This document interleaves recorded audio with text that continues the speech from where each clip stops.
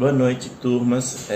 Eu estou falando aqui, começando a gravar essa aula para os oitavo período matutino e vespertino, além do, oitavo período matutino e noturno, além do nono período vespertino, que estamos trabalhando um conteúdo um pouco diferente nessa disciplina.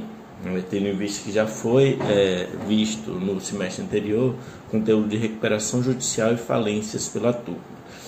Veja que as três turmas estão no mesmo ponto. Evidentemente que no nono período a forma de abordagem que eu tenho realizado é um pouco diferente, mas que nesse momento, essa aula vai valer idêntica para as duas turmas, para os dois semestres.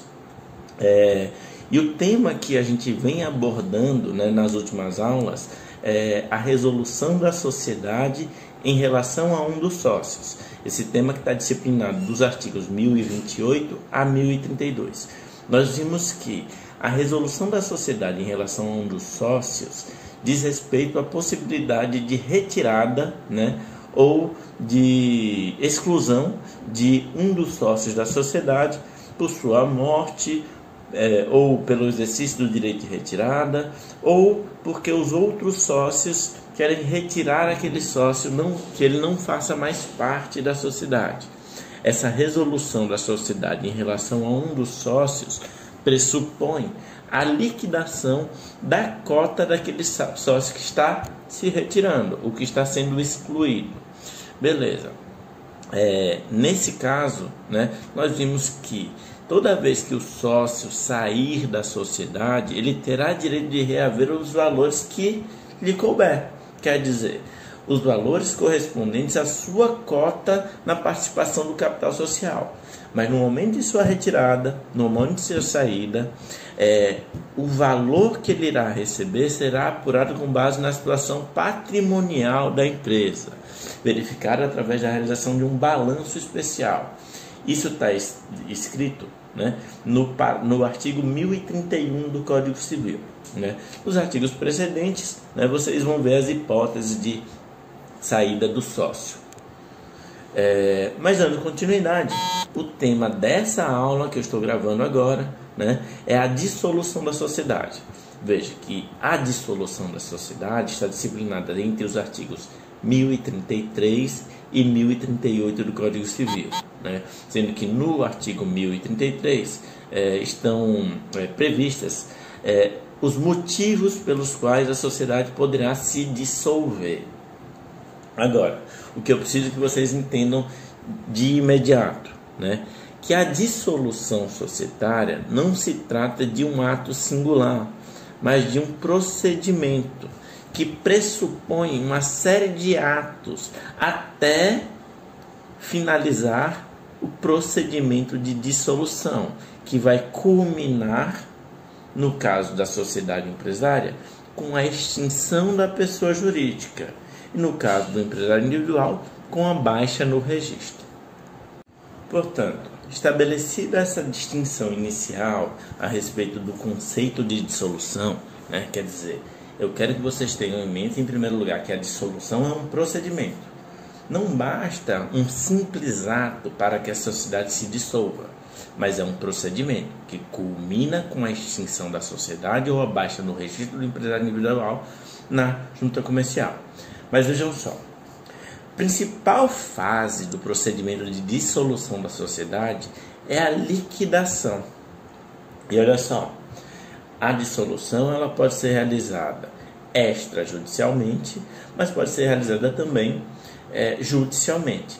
Quando a gente fala de dissolução judicial da sociedade ou da empresa, nós estamos falando da falência, A falência nada mais é do que um procedimento que visa a liquidar o patrimônio ativo da sociedade para o pagamento do patrimônio passivo, na maior medida possível.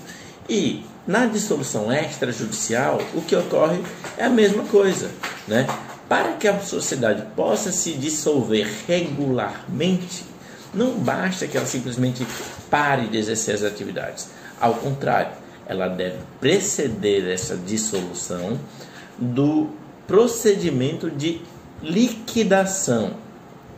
A liquidação vai ser a realização do ativo, isto é, a verificação da situação patrimonial da sociedade e o pagamento do passivo. Quando isso é realizado, aí sim a sociedade pode se dissolver. Antes disso, ela não poderá fazê-lo de maneira regular. A mera extinção ou venda dos bens não acarreta a dissolução societária. A dissolução societária só será formalizada através da extinção ou baixa no registro da junta comercial. Beleza, né? Antes de falar do procedimento de liquidação, né, que aí vocês vão ver, isso vocês vão ter que tomar um cuidado. Posteriormente eu passo um material para vocês, mas tomem esse cuidado. Vejam só, a liquidação, ela está disciplinada a partir dos artigos 1102 do Código Civil. Vejam, é lá na frente, a gente está trabalhando dos artigos 1033 a 1038 para relacionar esses artigos com os procedimentos de liquidação da sociedade, que está previsto lá no 1102 até o artigo 1112 do Código Civil também. Veja, isso está lá na frente, porque no meio disso tudo, o Código Civil disciplina os tipos societários. A sociedade em comandita simples, a sociedade em nome coletivo, a sociedade em comandita por ações, a sociedade limitada, né? Só que esse procedimento de liquidação vai ser válido para todos os tipos de sociedades, né? Que está lá na frente por causa disso. Mas antes disso, né, vimos que as hipóteses de dissolução da sociedade estão previstas no artigo 1033 do Código Civil, que traz a seguinte redação: dissolve-se a sociedade quando ocorrer, inciso 1º, o vencimento do prazo de duração, salvo se, vencido este e sem oposição de sócio, não entrar a sociedade em liquidação, caso em que se prorrogará por tempo indeterminado. Inciso 2º, o consenso unânime dos sócios. Inciso 3º, a deliberação dos sócios por maioria absoluta na sociedade de prazo indeterminado. Inciso 4º, a falta de pluralidade de sócios não reconstituída no prazo de 180 dias. Inciso 5º, a extinção na forma da lei da autorização para funcionar. Vejam só, esses 5 incisos eu tenho que fazer algumas observações. Primeiro, que existem sociedades com prazo determinado e prazo indeterminado. Evidentemente, o que se espera é que, em relação às sociedades com prazo determinado, fim do prazo, a sociedade deverá se dissolver. Evidentemente, para que ela se dissolva, ela deve entrar em processo de liquidação, que é o que o inciso 1º está dizendo. Nas sociedades com prazo indeterminado, ao contrário, né, só vai poder ocorrer a extinção da sociedade quando os sócios assim preferirem, né? Por isso que a gente tem 2 incisos, os incisos 2º e 3º. Primeiro, o inciso 2º, que fala de consenso unânime dos sócios, né, para a dissolução da sociedade. Evidentemente, se os sócios não quiserem continuar exercendo a sociedade, né, todos eles em conjunto, né, podem decidir pela extinção da empresa por meio da sua dissolução. No inciso 3º, em relação às sociedades com prazo indeterminado, basta a maioria absoluta. Então vejam só, parece confuso entender o inciso 2º e o inciso 3º, mas voltem aí e revejam comigo. Existem 2 tipos de sociedades, com prazo determinado e com prazo indeterminado. Nas sociedades com prazo determinado, o que se espera é que ela se extinga quando do término do prazo, mas pode se extinguir também mediante consenso de todos os sócios. É o que diz o inciso 2º do artigo 1033. O inciso 3º, ele está falando somente das sociedades com prazo indeterminado. Se de prazo indeterminado, não precisa que todos os sócios prefiram a sua dissolução. Basta a maioria absoluta dos sócios. Vejam, essa maioria absoluta ela é contada segundo a proporção da participação do sócio na composição do capital social, né? Não é a contagem por pessoa. Se o sócio sozinho ele possui mais de 50% das cotas, se ele quiser extinguir, né, dissolver a sociedade, ele vai fazê-lo, né? Porque basta o seu voto para que se atinja esse quórum de maioria absoluta, né? O inciso 4º, né, o que a gente tem que observar é que o parágrafo único do dispositivo traz a seguinte ressalva: não se aplica o disposto no inciso 4º caso o sócio remanescente, inclusive na hipótese de concentração de todas as cotas da sociedade sob sua titularidade, requeira no registro público de empresas mercantis a transformação do registro da sociedade para empresário individual ou para empresa individual de responsabilidade limitada, observado no que couber o disposto nos artigos 1113 a 1115 deste Código. Olha só, esses artigos 1113 a 1115 disciplinam a forma de transformação empresarial. Transformação quer dizer, eu sou empresário individual e quero passar a exercer essa empresa mediante a forma de EIRELI. Eu posso fazer sem a necessidade de criar um novo registro, mediante a transformação.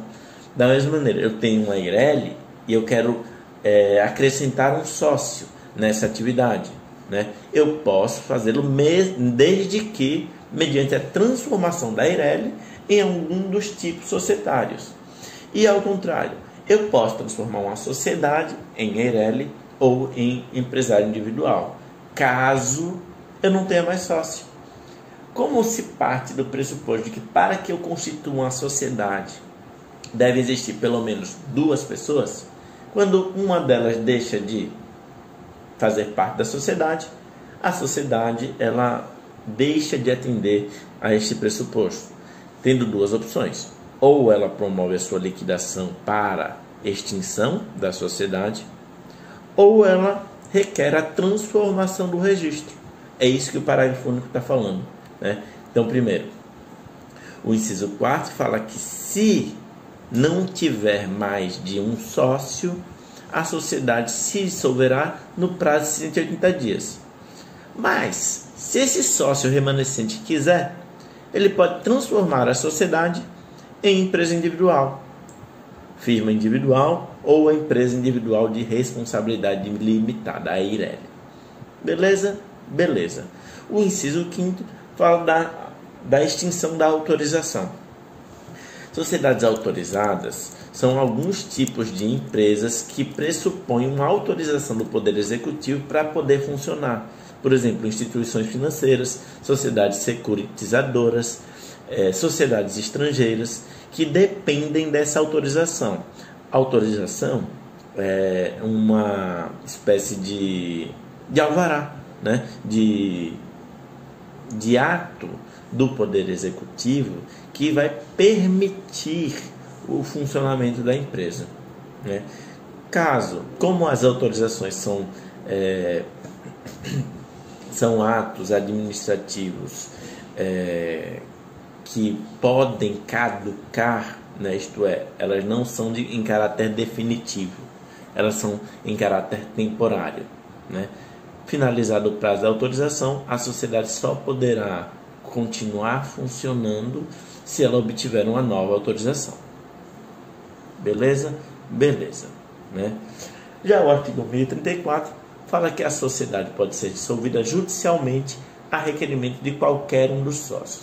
Então, beleza. São 2 coisas. Primeiro, a dissolução extrajudicial.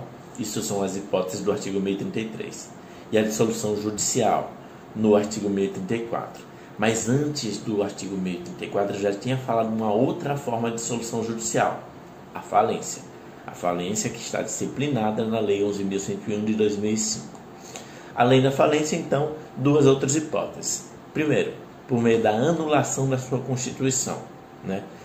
Qualquer sócio pode promover uma ação visando ao reconhecimento de que o ato constitutivo daquela sociedade é nulo, né? Ou ainda um terceiro promover uma ação de anulação, por exemplo, porque o nome adotado pela sociedade ou pelo empresário individual já existia, né? Beleza. O segundo inciso: exaurido o fim social ou verificada sua inexequibilidade, né? Imaginemos uma sociedade com prazo determinado, né? Ou uma sociedade em conta de participação, né? Que já executou o objeto da sua empresa, né? Por exemplo, a realização de um evento. Realizado o evento, né? A sociedade deve se dissolver. Se nenhum dos sócios tomar a iniciativa de promover essa dissolução extrajudicialmente, caberá a qualquer um deles entrar com a ação para dar seguimento à sua liquidação, né? Então veja, em qualquer situação, né, a dissolução deverá ser precedida da liquidação da sociedade. Daqui a pouco eu vou falar desse procedimento de liquidação. O artigo 1035 fala que o contrato pode prever outras causas de dissolução a serem verificadas judicialmente quando contestadas, né? Isso, claro, um exemplo comum que pode ser dado é a morte de um dos sócios, né? É possível que o contrato, né, preveja que a sociedade se dissolverá quando determinado sócio fundador morrer, né? O próprio dispositivo, né, já permite, já faz a ressalva de que essas cláusulas podem ser contestadas, em especial quando verificada a abusividade delas, né? Se eu tenho uma sociedade, né, que eu comecei a fazer parte porque um dos fundadores era um companheiro, um amigo, um familiar, né, e ele fala que se ele morrer, né, ele prefere que a sociedade se dissolva. Mas a empresa, ela exerce uma função social importante. Ela é importante para mim como sócio, é importante para os empregados, é importante para a coletividade. Eu posso questionar judicialmente que aquela cláusula, né, ela vai de encontro a estes princípios fundamentais do direito empresarial, não devendo persistir. Beleza. O artigo 1036,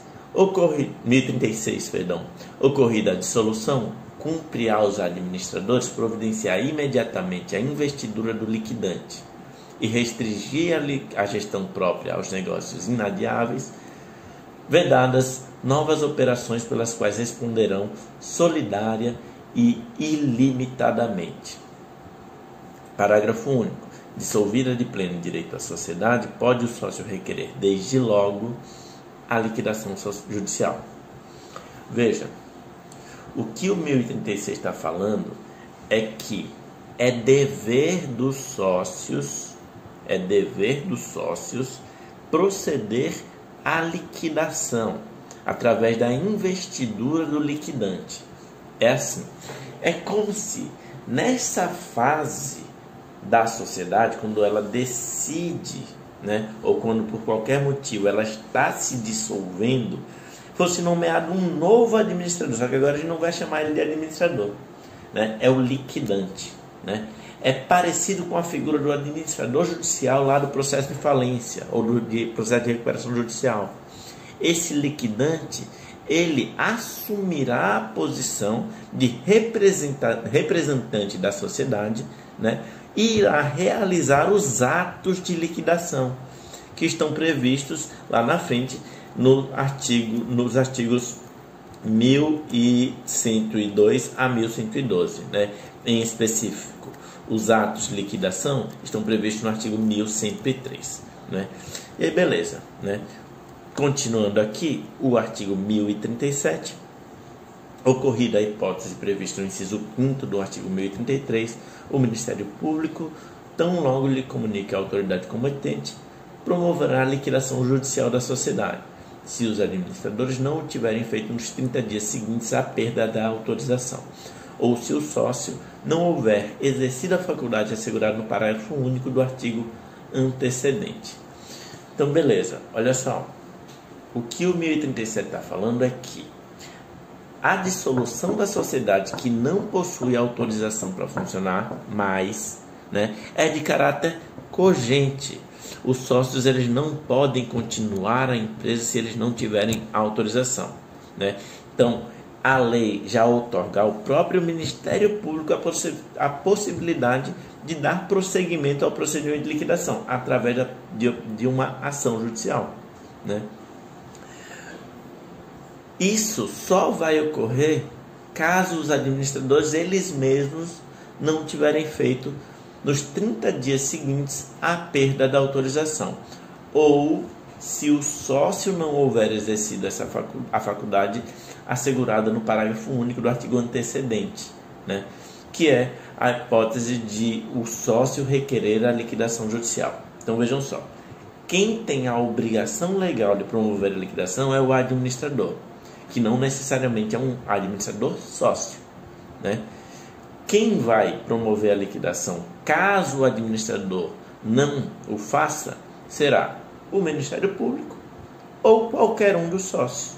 É isso que o 1037 está falando. Caso o Ministério Público não promova a liquidação judicial da sociedade nos 15 dias subsequentes ao recebimento da comunicação, a autoridade competente para conceder a autorização nomeará interventor com poderes para requerer a medida e administrar a sociedade, que será nomeado até que seja nomeado o liquidante. Então vejam, isso seria a hipótese mais fácil de visualizar em relação a um banco, né? O banco que depende de uma autorização para funcionar, ele pode perder a autorização pelo término do prazo ou pela prática de algum tipo de crime contra a economia. E por isso mesmo o Ministério Público deverá promover uma ação, né, para a sua liquidação. Se ele não o fizer, o próprio Poder Executivo nomeará um interventor para que o faça. E o artigo 1038 finalmente está falando da pessoa do liquidante. Se não estiver designado no contrato social, o liquidante será eleito por deliberação dos sócios, podendo a escolha recair em pessoa estranha à sociedade. E o parágrafo 1º, o liquidante pode ser destituído a todo tempo. Inciso 1º, se eleito na forma prevista nesse artigo, mediante deliberação dos sócios. Inciso 2º, em qualquer caso, por via judicial, a requerimento de um ou mais sócios, ocorrendo justa causa. Então veja só, o 1038 ele está falando da nomeação e destituição do liquidante. O liquidante pode ser um sócio ou uma pessoa estranha à sociedade. Qualquer pessoa pode ser nomeado liquidante, que nem lá o administrador. Assim como o administrador, ele pode ser designado no próprio contrato social. A inclusão de alguém como administrador ou como liquidante segue lá as regras do artigo 997 e 999, que nós vimos anteriormente.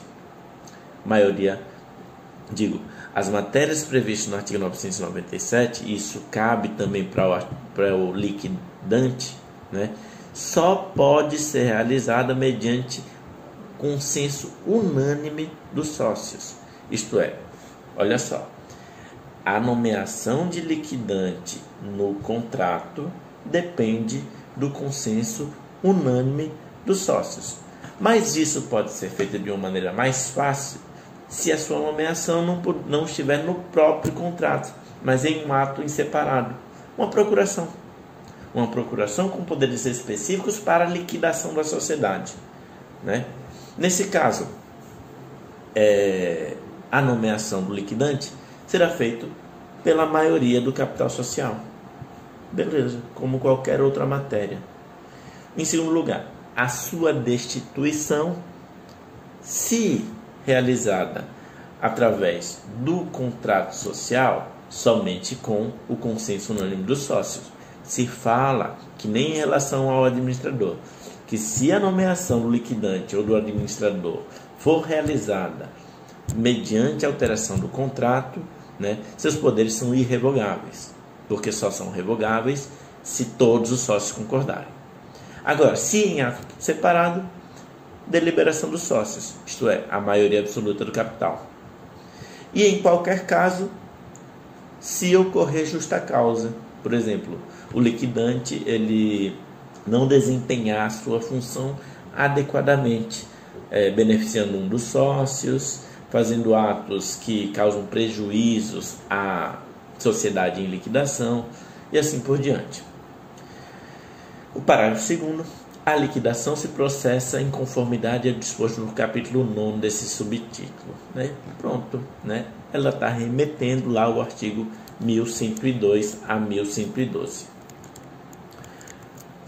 Indo lá para frente no Código Civil, então vocês agora vão olhar lá no Código Civil mais na frente, onde isso está disciplinado, a liquidação da sociedade a partir do artigo 1102.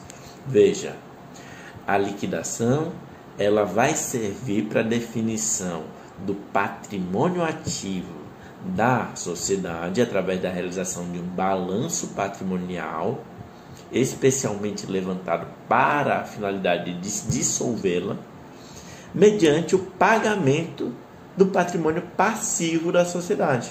E somente quando isso ocorrer é que poderá ser dissolvida. Veja só, o artigo 1103 estabelece, além do disposto no contrato social, as obrigações do liquidante. São deveres gerais do liquidante os mesmos indicados ao administrador: a lealdade e boa-fé, o cumprimento das leis, do contrato, etc. Isso é a regra lá do 1011, que diz respeito ao dever de probidade do administrador da empresa. O administrador da sociedade deverá ter, no exercício das suas funções, o cuidado e a diligência que todo homem ativo e probo costuma empregar na administração de seus próprios negócios. O 1011 traz um dever de diligência do administrador que é aplicável integralmente ao liquidante. Beleza, isso quer dizer que eles são equiparáveis. O liquidante nada mais é que um administrador na fase de liquidação da sociedade. Beleza, além disso, o artigo 1003 traz os seguintes deveres específicos.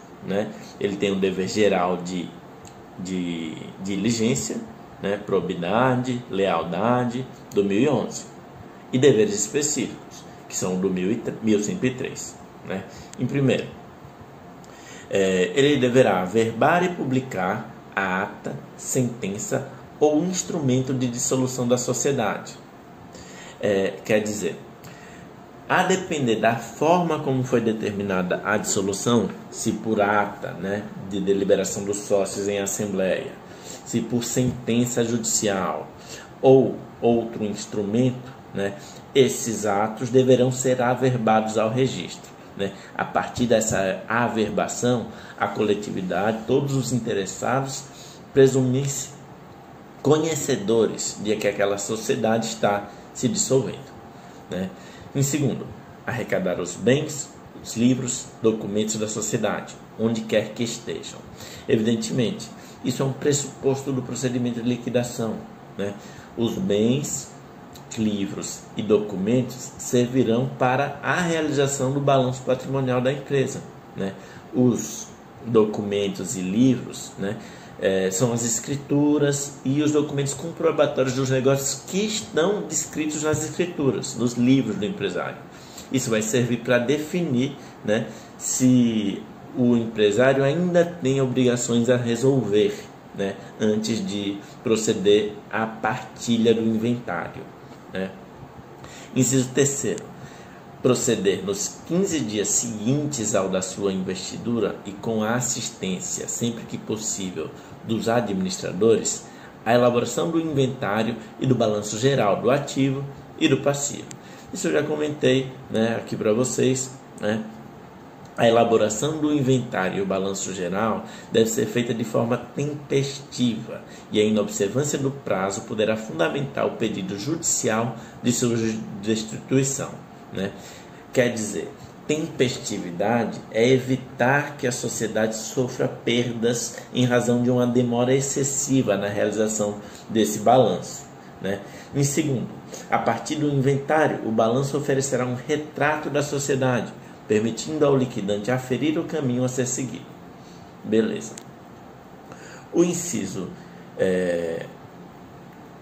quarto fala que o liquidante deverá ultimar os negócios da sociedade, realizar o ativo, pagar o passivo e partilhar o remanescente entre os sócios ou acionistas.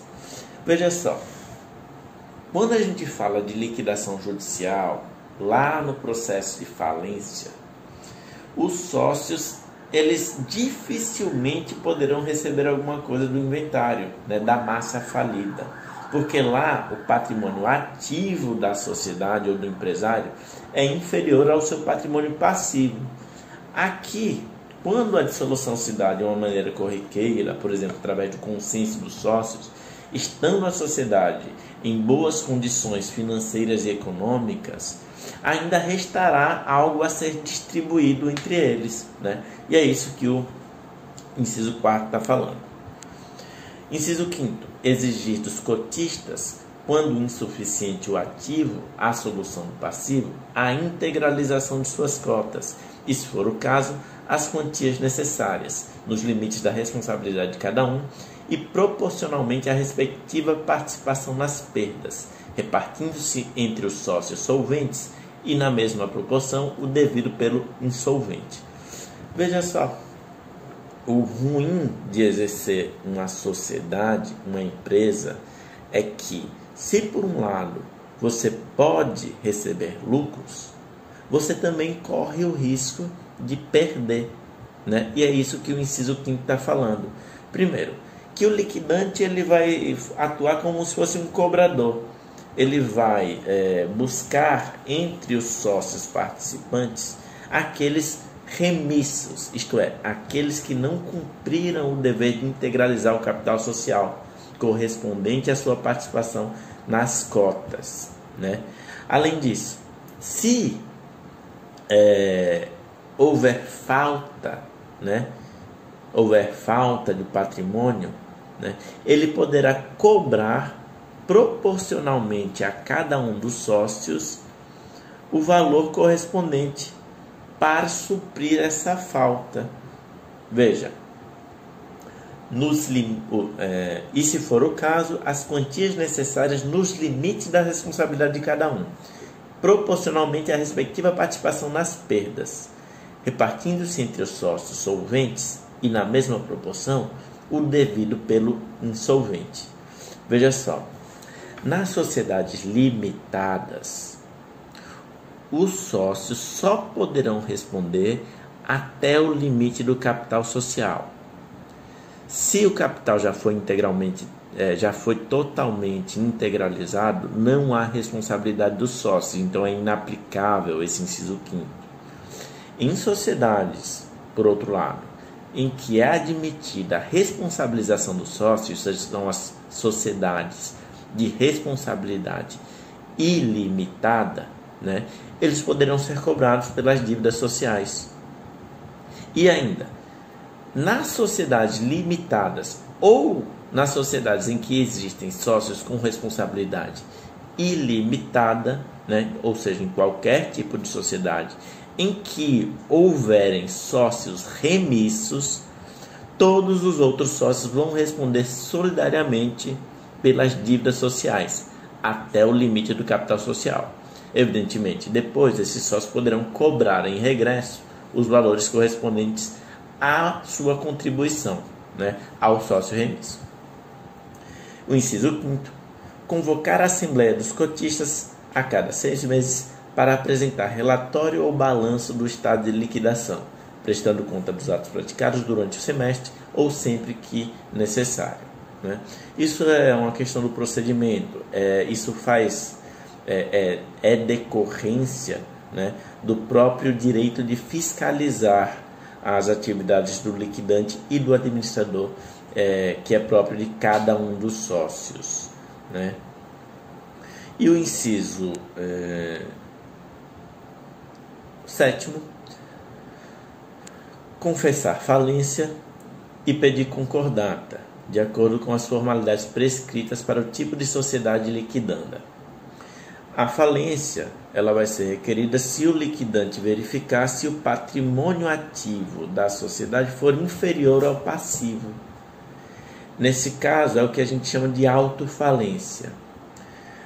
Concordata é o que é equivalente à recuperação judicial, né? Não existe mais concordata.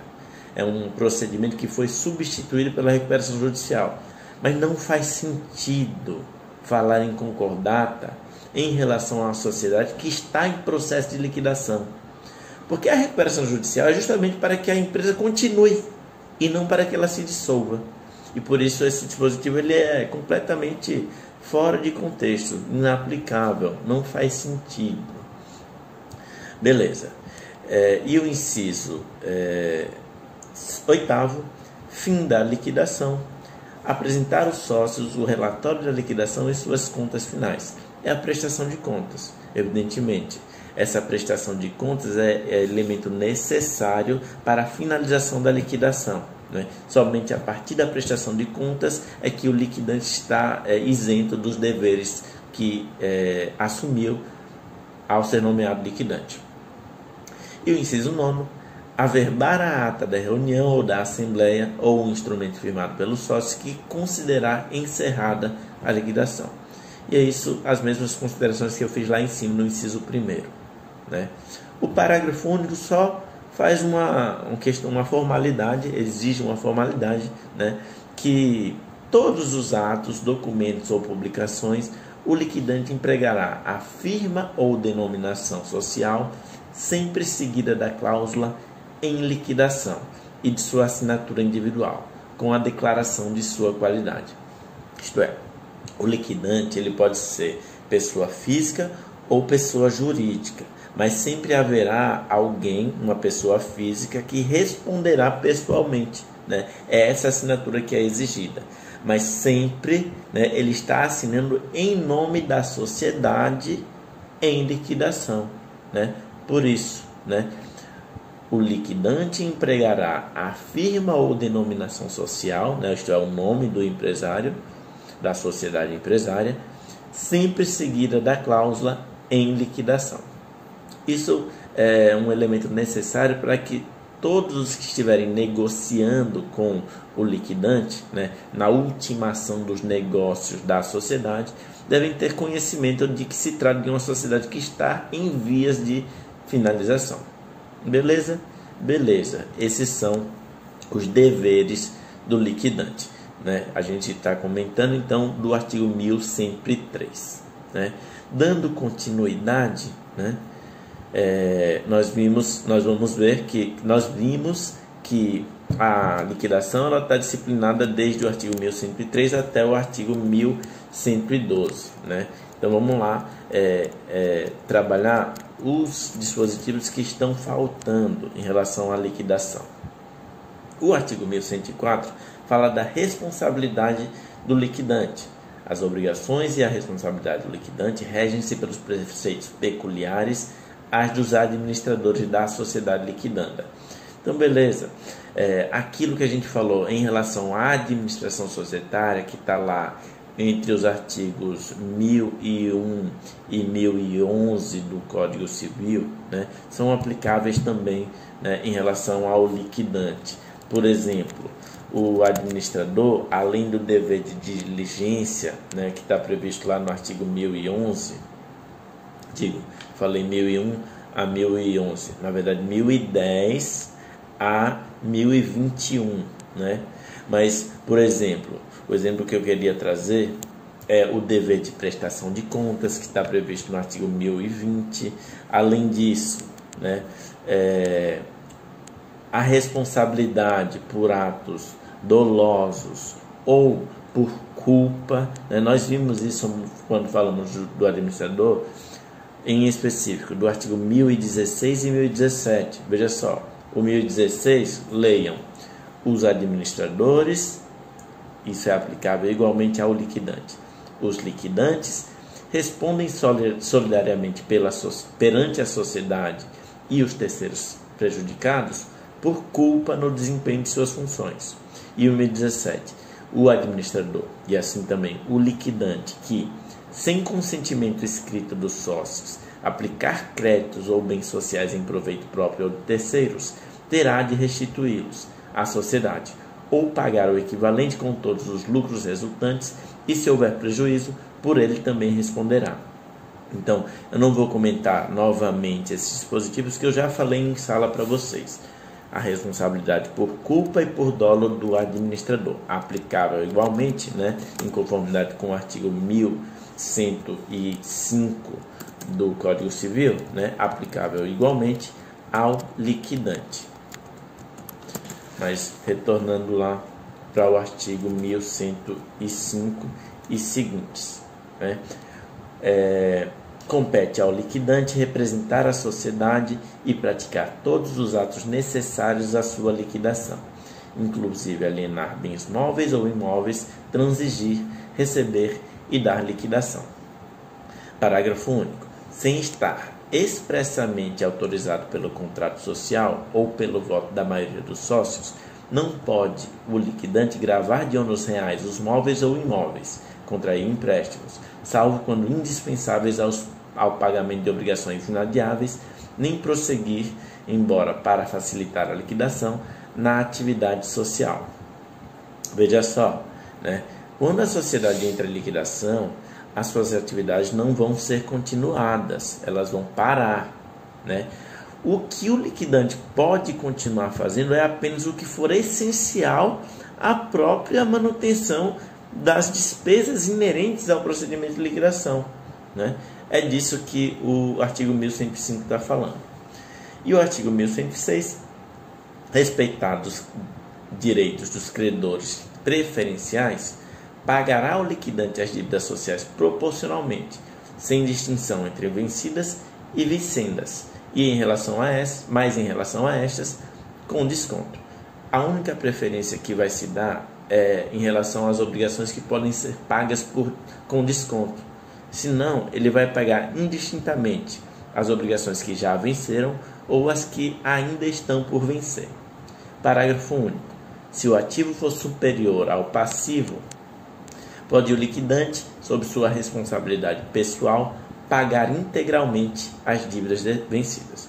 Tudo bem, se a sociedade tem dinheiro, paga tudo que já está vencido e depois vai pagando aos poucos, à medida em que vencerem, ou preferencialmente as que houver desconto, as vincendas.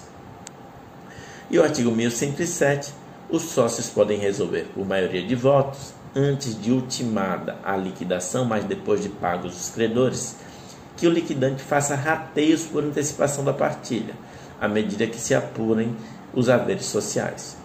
Isso é um risco que os sócios vão correr.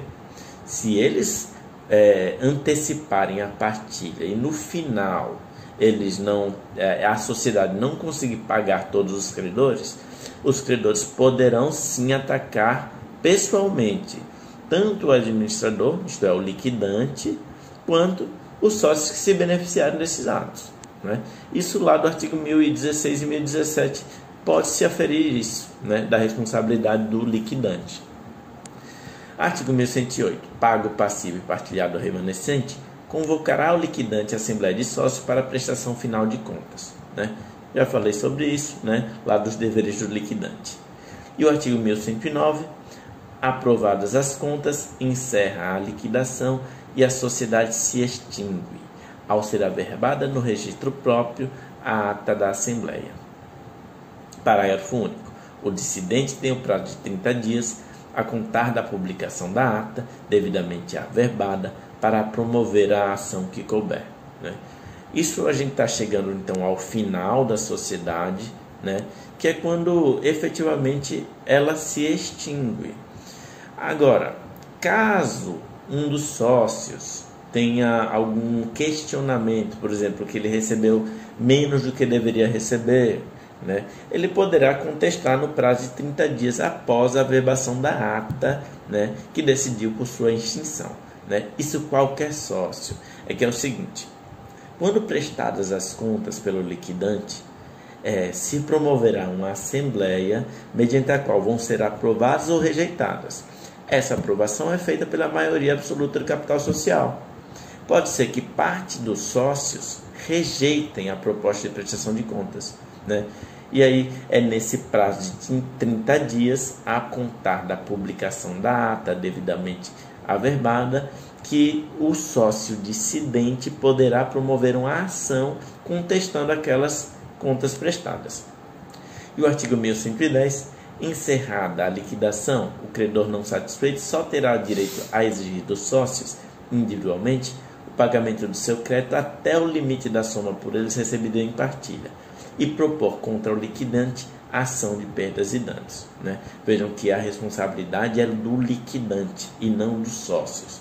Se eu recebi antecipadamente a partilha ou recebi a maior, eu só respondo pelo que eu recebi a maior, não pela integralidade do crédito que não foi devidamente adimplido. No 1111, no caso de liquidação judicial, será observado o disposto na lei processual, né? Se se tratar de uma sociedade empresária, procedimento de falência. Se se tratar de uma sociedade civil, né, simples, segue o procedimento da insolvência civil, lá no Código de Processo Civil. No curso de liquidação judicial, o juiz convocará, se necessário, reunião ou assembleia para deliberar sobre os interesses da liquidação e as presidirá, resolvendo sumariamente as questões suscitadas. Parágrafo único. As atas da Assembleia serão, em cópia autêntica, apensadas ao processo judicial. O que o 1112 está falando é uma necessidade do procedimento de insolvência civil, lá do processo civil. Esse 1112 não é aplicável no caso de liquidação judicial de empresas, que se trata de procedimento de falência. O procedimento de falência estará disciplinado na Lei 11.101 de 2005, né, que é diverso. Finalizamos aqui então de falar de dissolução da sociedade, né? Foi uma aula bastante extensa, mais até do que eu esperava. Eu sei que eu estou falando mais rápido do que eu falaria numa sala de aula, mas a vantagem é que vocês podem acompanhar o vídeo aí voltando e avançando sempre que necessário. Ao mesmo tempo, estarei disponível para repetir ou esclarecer outros assuntos. Basta que vocês publiquem as suas dúvidas no próprio site do Google Class, na sala de aula. Então, a gente vai mantendo contato. Eu vou manter atualizadas as publicações. Semanalmente vão haver pelo menos um vídeo e outros materiais e atividades que serão postados, né? Então, até a próxima atividade, né? Estarei acompanhando a sala de aula virtual com vocês.